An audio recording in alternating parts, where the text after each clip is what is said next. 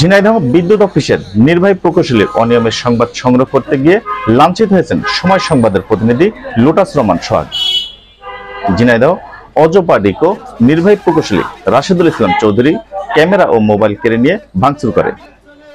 সোমবার সকালে এ ঘটনা ঘটে।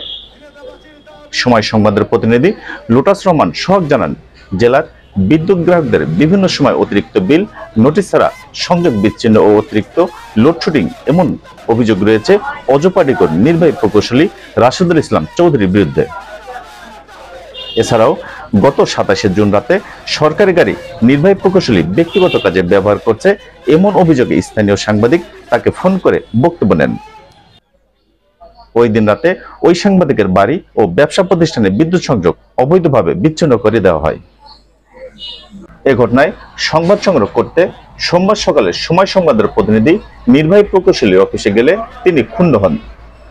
এক পর্যায়ে তিনি সময় সংবাদের ক্যামেরা ও সাংবাদিক সহ চিত্র সাংবাদিকের মোবাইল কেড়ে নিয়ে ক্যামেরার মেমোরি কার্ড খুলে ভেঙে ফেলে লাঞ্ছিত করে।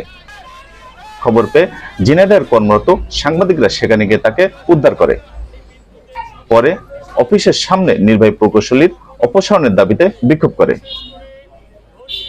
এ ঘটনায় তীব্র নিন্দা জানিয়ে দ্রুত ঘটনার বিচার দাবি করে নির্বাহী প্রকৌশলীর অপসারণ দাবি করেছেন সাংবাদিকরা। SK Johnny, Jhenaidah.